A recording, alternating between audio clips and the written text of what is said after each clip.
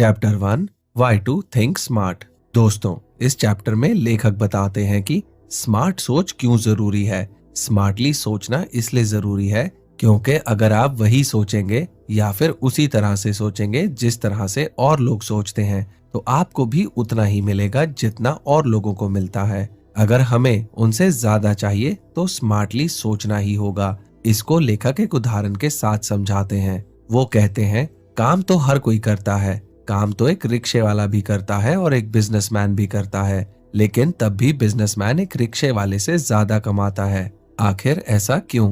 क्योंकि एक businessman hard work और स्मार्ट वर्क दोनों एक साथ करता है, वहीं एक रिक्शे वाला सिर्फ हार्ड वर्क करना जानता है, जिसकी वजह से वो अपने बहुत ज्यादा हार्ड वर्क करने के बावजूद भी एक बिजनेसमैन जितना नहीं कमा पाता। अब आप स्मार्ट वर्क करने की कला को सीख सकते हैं और उसके लिए लेखक ने कुछ टिप्स बताए हैं। आइए उन्हें समझते हैं। Make faster minor decisions. इस लेसन में लेखक बताते हैं कि कैसे इंसान किसी काम को बहुत लंबे समय तक खींचता रहता है, इसलिए वो जल्दी एक सही डिसीजन नहीं ले पाता। इसको ठीक करने के लिए लेखक एक टिप बताते हैं, जो है आप छोटे डिसीजन लीजिए लेकिन उन्हें सही और जल्दी लीजिए।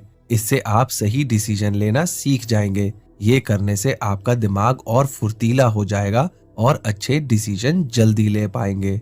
Stop multitasking. मल्टीटास्किंग के चक्कर में अक्सर लोग जल्दी जल्दी फैसले लेने के चक्कर में अपने लिए कई सारे काम तय कर लेते हैं जो उन्हें बाद में दिक्कत देते हैं। आप एक समय पर अपने लिए एक ही काम तय करें। अगर पढ़ने जा रहे हैं तो उस समय आप सिर्फ पढ़ें और किसी और काम पर ध्यान ना लगाएं। राइटर बताते हैं कि मल्टीटास्किंग करने से हमारे काम की क्वालिटी के ऊपर फर्क पड़ता है, इसलिए आप कभी भी मल्टीटास्किंग ना करें। Chapter 2 the soul of curiosity is reasoning. अगर आज कोई इंसान तरक्की कर रहा है तो वो एक क्यूरियस इंसान है। क्यूरियस का मतलब होता है जिज्ञासा। एक जिज्ञासा वाला इंसान वो होता है जो कुछ सीखना चाहता हो। जो इंसान कुछ सीखना चाहता है वो जिंदगी में हमेशा कुछ न कुछ देखता ही रहेगा और उत्साह के साथ कुछ नया अपनी लाइफ में करता ही रहेगा, जिसकी वजह से वो हमेशा आगे बढ़ता रहेगा। अगर आप भी लाइफ में आगे बढ़ना चाहते हैं तो आप भी अपने अंदर एक क्यूरियोसिटी लाएं। इस क्यूरियोसिटी को अपने अंदर लाने के इन टिप्स को अपनाएं। Ask lot of questions. अपने अंदर की क्यूरियोसिटी जगाने के लिए आप ज्यादा से ज्यादा सवाल पूछिए। अगर आपको कोई चीज समझाई जा रही है या फिर आप कोई चीज समझ रहे हैं तो अपने मन में उससे रिलेटेड जितने भी सवाल आ सकते हैं उसको किसी से पूछिए। अगर नहीं पूछ सकते तो उनको नोट कर सर्च करिए। इससे आपके अंदर की जिज्ञासा बढ़ेगी और आपको चीजों को समझने के लिए और उन्हें जानने के लिए मन में और उत्साह आएगा, जिसकी वजह से आप हर बार कुछ न कुछ नया सीखेंगे। Read more books. लेखक कहते हैं कि इंसान की सबसे अच्छी दोस्त उसकी किताबें होती हैं। अगर आपको दुनिया में 10 कदम आगे चलना है तो आप हर साल 10 नई किताबें पढ़ें, जिसमें से आप 100 नई चीजें सीखेंगे। हमारी जिंदगी इतनी बड़ी नहीं है कि हम हर तरीके की चीजों को अनुभव करके अपने आप ही सीख सकें, इसलिए हमेशा दूसरों के अनुभव से सीखना चाहिए और हम उनका अनुभव किताबों से ही सीखते हैं। आज के समय में टेक्नोलॉजी इतनी एडवांस, इतनी अच्छी हो चुकी है कि अगर आप कुछ भी नहीं पढ़ सकते तो आप उनकी समरी हमारे YouTube चैनल पर सुन सकते हैं, जिससे कि आपको वही अच्छा ज्ञान कुछ देर में ही मिल जाएगा। Chapter 3 develop the skill of research. Technology ने इंसान की जिंदगी को अच्छे के साथ साथ बहुत खराब भी बना दिया है। आज की डेट में कई लोग किसी भी चीज के बारे में पता नहीं लगाना चाहते। उनको जो दिख जाता है उसी को सच मान लेते हैं। ऐसे में आपके अंदर रिसर्च करने की स्किल होना बहुत जरूरी है। अगर आप एक प्रोफेशनल हैं या फिर आगे कोई भी जॉब या बिजनेस करेंगे तो उसके अंदर आपको एक स्किल बहुत काम आने वाला है, क्योंकि जो व्यक्ति रिसर्च करना जानता है वो समझ सकता है कि पब्लिक को क्या पसंद है या उसकी ऑडियंस को क्या पसंद है, जिससे कि वो ये पता लगा सकता है कि उसे किस फील्ड में ज्यादा काम करना है और किस फील्ड में कम। आप एक अच्छे रिसर्चर कैसे बन सकते हैं, इसके लिए राइटर कुछ टिप्स बताते हैं। इन्हें अपनी लाइफ में जरूर अपनाएं। Be patient. हमने ये तो देख लिया है कि रिसर्च करना आना चाहिए, लेकिन ये क्यों आना चाहिए ये हमने नहीं देखा। इसके लिए जैसा कि लेखक ने हमें पहले बताया था कि इससे आप पता लगा सकते हैं कि आपको किस फील्ड में कितनी मेहनत करनी है। ये पता लगाने से आप अपना समय बचा सकते हैं और इसी को हम स्मार्ट वर्क भी कहते हैं। अब एक अच्छी रिसर्च करने के लिए सबसे पहली चीज जो आपके अंदर होनी चाहिए वो है पेशेंस यानी धैर्य। अगर आप किसी चीज को धैर्य से करेंगे तो उसमें बहुत कम गुंजाइश है कि आप गलती करेंगे। इसलिए जब कभी भी आप रिसर्च करें तो सबसे पहली चीज जो आप अपने मन में रखें वो है धैर्य से काम करना। क्योंकि दोस्तों, रिसर्च का काम ऐसा नहीं है जो सिर्फ 10 मिनट के अंदर हो जाए। हो सकता है कि इसमें आपको घंटों लगे, लेकिन ये समय लगना बहुत जरूरी है क्योंकि यही आपको सही इंफॉर्मेशन देंगे जिसके दम पर आप अपने काम को आगे बढ़ाएंगे। Try to make it accurate. Accuracy इसका मतलब होता है सटीकता। आप कितनी सटीकता से किसी चीज को करते हैं ये उस काम को करने की आपकी लगन बताती है। जैसा कि हमने डिस्कस किया है कि रिसर्च कोई 10 मिनट का खेल नहीं है, इसलिए इस काम को करते वक्त आपको पेशेंस रखनी होगी। उसी तरह जब आप रिसर्च कर रहे होंगे तब आपको ये चेक करते रहना है कि जो आप कर रहे हैं वो सही है या नहीं, क्योंकि अगर आप गलत इन्फॉर्मेशन लेकर बैठ जाएंगे तो गलत दिशा में काम करेंगे जिसकी वजह से आपका बहुत सारा समय खराब हो सकता है। अपने समय को बचाने के लिए सटीकता यानी एक्यूरेसी से काम करें। Chapter 4 be logical. अपनी थिंकिंग को स्मार्ट बनाने के लिए लेखक एक और बहुत जरूरी चीज बताते हैं, वो है लॉजिक। दोस्तों, अगर आपने कभी देखा हो तो एक पढ़ा लिखा इंसान बहुत ही कम अंधविश्वासों में यकीन रखता है। ऐसा इसलिए होता है क्योंकि वो समझता है कि क्या सही है और क्या गलत, और जो इंसान सही और गलत में फर्क रख सकता है वो हमेशा चीजों को लॉजिकली देखता है, ना कि सिर्फ अपनी फीलिंग और इमोशन से। अपनी थिंकिंग को लॉजिकल बनाने के लिए लेखक कुछ पॉइंट्स बताते हैं, आइए उन्हें समझते हैं। Believe in fact. Social media ने हमारी जिंदगी को बहुत अच्छा बनाया है और बहुत खराब भी। आज के दिन हम सोशल मीडिया में रहते हैं जिसकी वजह से हम यहाँ वहाँ लोगों से कनेक्ट हो पाते हैं और दुनिया में क्या हो रहा है ये जान पाते हैं। लेकिन इसमें आप एक चीज भूल जाते हैं और वो है सच को देखना, क्योंकि अक्सर हमें जो दिखाया जाता है वो सच नहीं होता। ऐसे में अगर आप सच पर विश्वास नहीं करेंगे तो आप कभी भी लॉजिकली नहीं सोच पाएंगे। लॉजिकल थिंकिंग रखने के लिए सबसे पहले आपको सच यानी फैक्ट्स पर विश्वास करना होगा। जो चीज सही है उसी पर विश्वास करना है, भले ही वो आपके फेवर में हो या नहीं। Chapter 5 effective reasoning. दोस्तों, इस चैप्टर में लेखक बताते हैं कि आप कैसे अपनी रीजनिंग को और ज्यादा इफेक्टिव यानी और ज्यादा मजबूत बना सकते हैं। रीजनिंग का हमारी स्मार्ट थिंकिंग से एक बहुत ही गहरा रिलेशन है। वो ये है कि जब आप किसी चीज के बारे में डिटेल नॉलेज रखते हैं या फिर जब आप ये समझते हैं कि ये चीज मौजूद है तो क्यों मौजूद है, जब आप उसके पीछे का रीजन जान जाते हैं तो आपकी नॉलेज और भी ज्यादा डीप हो जाती है और डीप नॉलेज की मदद से आप और ज्यादा स्मार्टली सोच सकते हैं। आप अपनी रीजनिंग को इफेक्टिव कैसे बनाएं, इसके लिए लेखक कुछ पॉइंट बताते हैं, आइए उन्हें समझते हैं। Try to go deep in things. अपनी रीजनिंग को स्ट्रॉन्ग और इफेक्टिव बनाने के लिए आप चीजों के अंदर तक जाने की कोशिश करें। यहाँ पर लेखक कहते हैं कि आप बच्चे बन जाएं, जैसे कि एक बच्चा हर चीज के अंदर तक जाने की पूरी कोशिश करता है, उसी तरह आप भी करें। अगर आप एक स्टूडेंट हैं और कुछ पढ़ रहे हैं तो उस टॉपिक के अंदर तक जाएं और डीप नॉलेज लें। ये एक ऐसी प्रैक्टिस है जो ज्यादातर लोग नहीं करते। ये करने से आपकी रीजनिंग जरूर स्ट्रांग होगी। Exercise your brain. दूसरा इंपॉर्टेंट पॉइंट है कि माइंड की एक्सरसाइज करें। इससे आपके दिमाग के अंदर एक्टिवनेस आएगी और आप चीजों को गहराई तक जल्दी समझ पाएंगे और उससे अपने रीजनिंग को इफेक्टिव बना पाएंगे।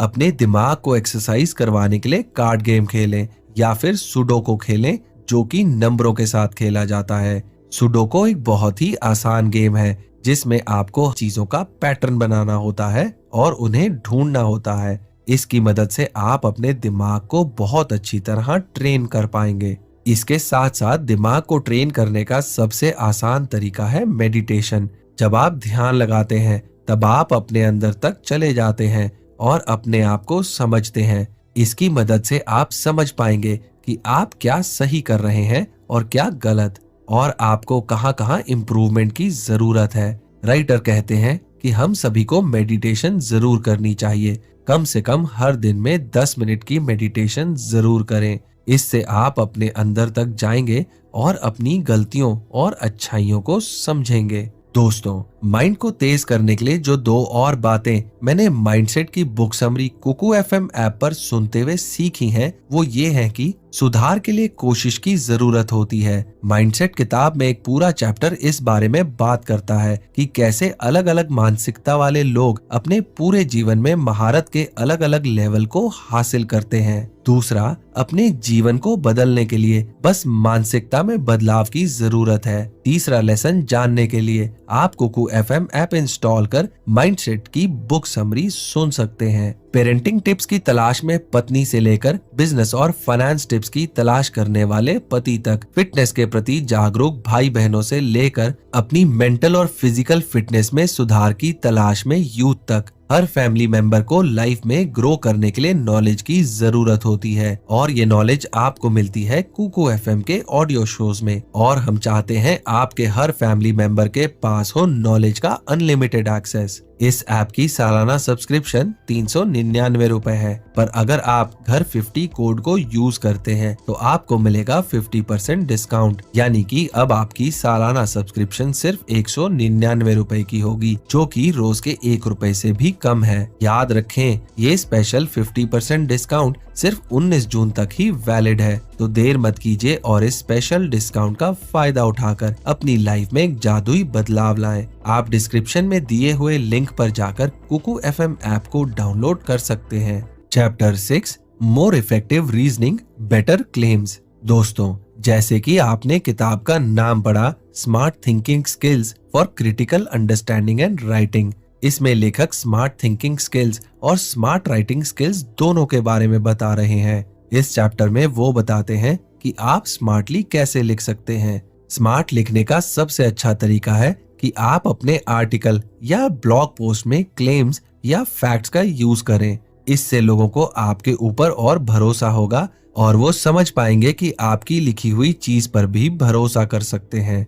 दोस्तों, यहाँ पर क्लेम का हिंदी में मतलब होता है दावा। जैसे ये क्लेम किया जाता है कि पूरे दिन में 24 घंटे होते हैं, और ये सच है। जब आप ऐसी दावे वाली चीजों को और फैक्ट्स यानी सच्चाइयों को अपने आर्टिकल में लिखेंगे तो आपके आर्टिकल को लोग पढ़ेंगे और उन आर्टिकल्स में उनका भरोसा बढ़ेगा, जिससे कि आप अपनी एक अच्छी ऑडियंस बना सकते हैं। अपने आर्टिकल्स में क्लेम और फैक्ट्स का यूज करने के लिए लेखक कुछ जरूरी टिप्स सिखाते हैं। चलिए इन्हें जानते हैं। Start with more acceptable claim then a less acceptable. जब आप अपना आर्टिकल लिखना शुरू करें तो सबसे पहले एक अच्छा इंट्रोडक्शन दें।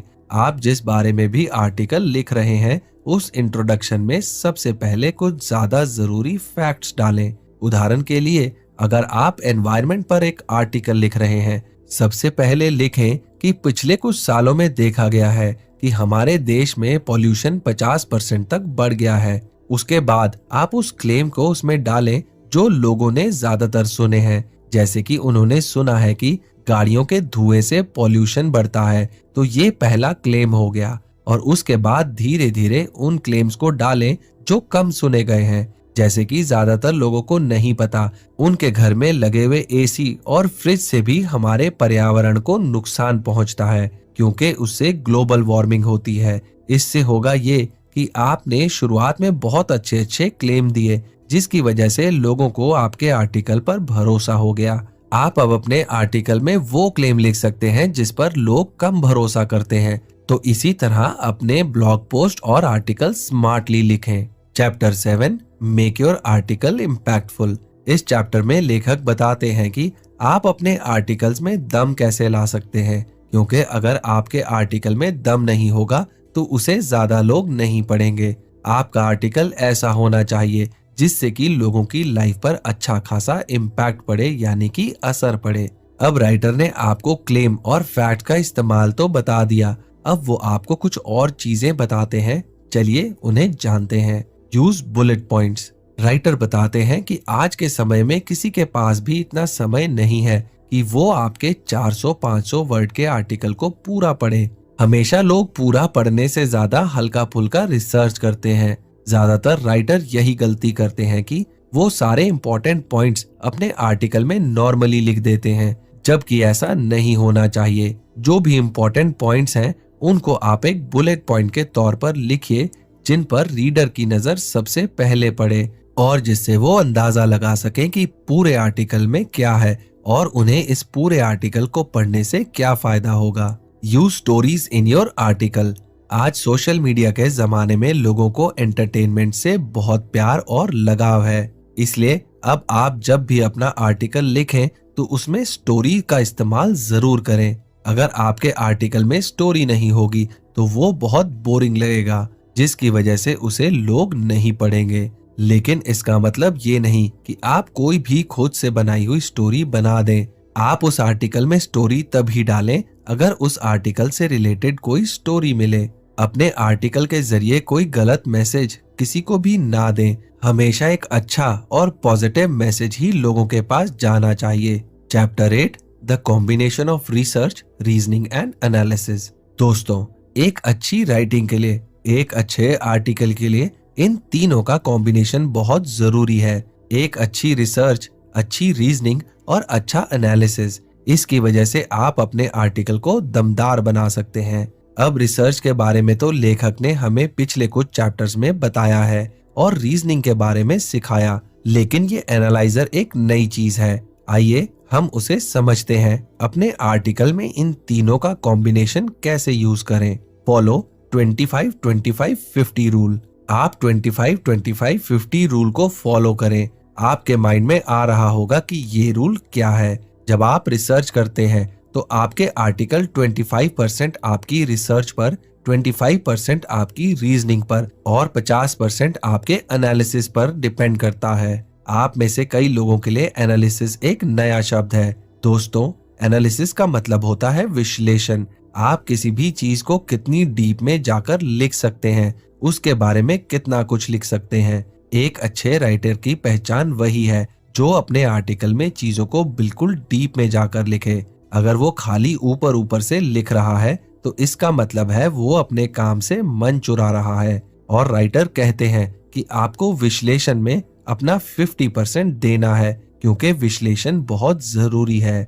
अगर आपने चीजों को खाली ऊपर के फैक्ट्स पर लिखा है तो उसे कोई नहीं पढ़ेगा, उसे गहराई तक नहीं लेकर जाएंगे, तब तक आपके आर्टिकल अच्छे नहीं हो पाएंगे। How to do analysis. किसी भी चीज का एनालिसिस यानी विश्लेषण करने के लिए पहले अपने आर्टिकल का एक टॉपिक चुनिए, फिर उसके ऊपर रिसर्च करने के लिए 5 से ज्यादा सोर्सेज का इस्तेमाल करें, जहां से आप उस टॉपिक के बारे में इंफॉर्मेशन ला सकें। और कोशिश करिए कि हर सोर्स में आप उस टॉपिक के बारे में कुछ नया सीख रहे हो। इससे आप अपने आर्टिकल में डीप नॉलेज डाल सकते हैं। Chapter 9, be a good learner. दोस्तों, इस चैप्टर में लेखक बता रहे हैं कि आपका एक अच्छा लर्नर होना बहुत जरूरी है। वो बताते हैं कि अगर आप एक अच्छे लर्नर नहीं हैं, तो एक अच्छे राइटर नहीं बन सकते। लिखने के लिए पहले आपको याद रखना और सीखना आना चाहिए। लेखक बताते हैं उनके शुरुआती दिनों में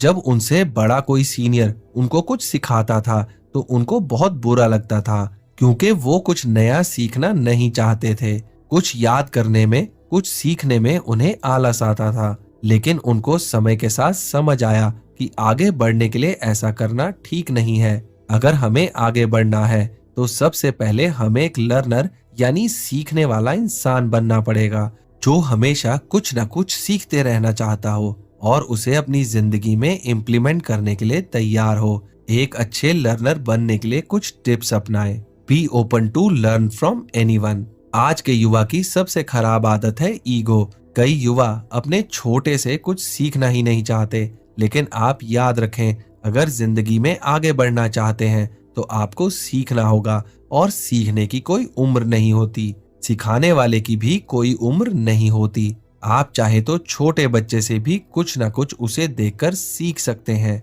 और एक बड़े व्यक्ति से भी कुछ न कुछ सीख सकते हैं। इसके लिए आपको अपने मन में ईगो नाम का शब्द हटाना होगा। जो कुछ भी आपको कोई सिखाए, आपको एक स्टूडेंट की तरह उसे सीखना होगा और जरूरत के मुताबिक अपने जीवन में अपनाना होगा। Right everything you learn. जब भी आप किसी चीज को लिख देते हैं तो उसके होने की पॉसिबिलिटी कई गुना बढ़ जाती है। इसलिए आप जो भी चीज याद करें, जो भी चीज सीखें, उसे एक बार जरूर लिखें, क्योंकि एक बार अगर आप उसे लिख देंगे तो वो चीज आपके दिमाग में बैठ जाएगी और आपको हमेशा याद रहेगी। इस बारे में लेखक बताते हैं कि जब उन्हें कोई काम करना होता था और वो उस काम को नहीं कर पा रहे होते थे तो वो लिखकर उस काम की प्लानिंग करते थे, जिसकी वजह से वो उस काम को आसानी से करने के लिए टाइम निकाल लेते थे और फिर कर भी लेते थे। इसलिए आप जब भी कुछ नया सीखना चाहें, जैसे डांस, सिंगिंग या कुछ भी,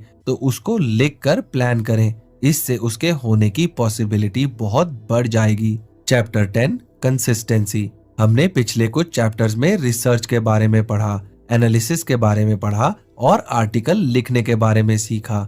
इसके साथ साथ जो सबसे जरूरी चीज है वो है कंसिस्टेंसी। दोस्तों, कंसिस्टेंसी का मतलब होता है कि आप किसी काम को कितने लंबे समय तक कर सकते हैं। राइटर कहते हैं कि ज्यादातर लोगों में यही दिक्कत होती है कि वो कोई काम शुरू तो कर लेते हैं लेकिन उसको कभी खत्म नहीं कर पाते और आधे में ही छोड़ देते हैं। एक रिसर्च से ये पता चला है कि हर 3 में से 2 लोगों के अंदर इस कंसिस्टेंसी की प्रॉब्लम है, जो काम जोश में तो शुरू कर देते हैं लेकिन उसे कभी पूरा नहीं कर पाते। इस कंसिस्टेंसी की प्रॉब्लम को खत्म करने के लिए लेखक कुछ पॉइंट्स बताते हैं। चलिए उन्हें समझते हैं। Make one goal at a time. Consistency लाने के लिए सबसे पहले आपको एक समय पर अपने लिए एक ही काम डिसाइड करना है। जैसे कि आप लिख रहे हैं और उसके साथ साथ आपके दिमाग में कुछ और चल रहा है तो वो गलत होगा। जिस समय आप लिख रहे हैं अपना पूरा फोकस लिखने पर ही लगाएं।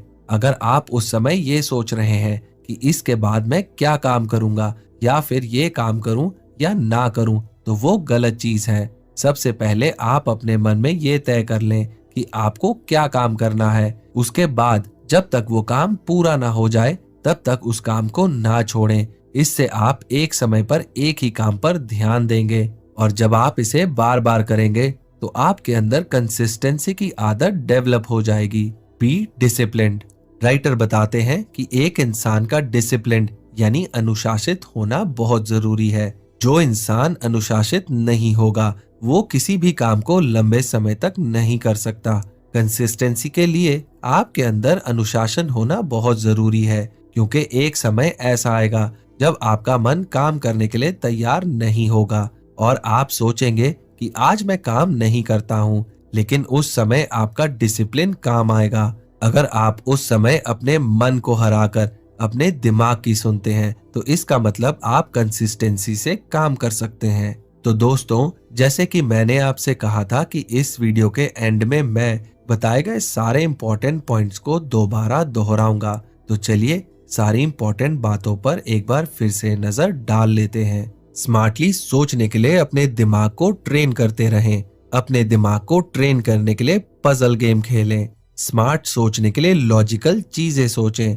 लॉजिकल बनने के लिए इमोशन से ज्यादा सच्चाई यानी फैक्ट्स पर विश्वास करें। आपको जो भी काम करना है उसे कंसिस्टेंसी से लगातार करें। कंसिस्टेंसी को बनाए रखने के लिए डिसिप्लिन यानी अनुशासन का होना बहुत जरूरी है।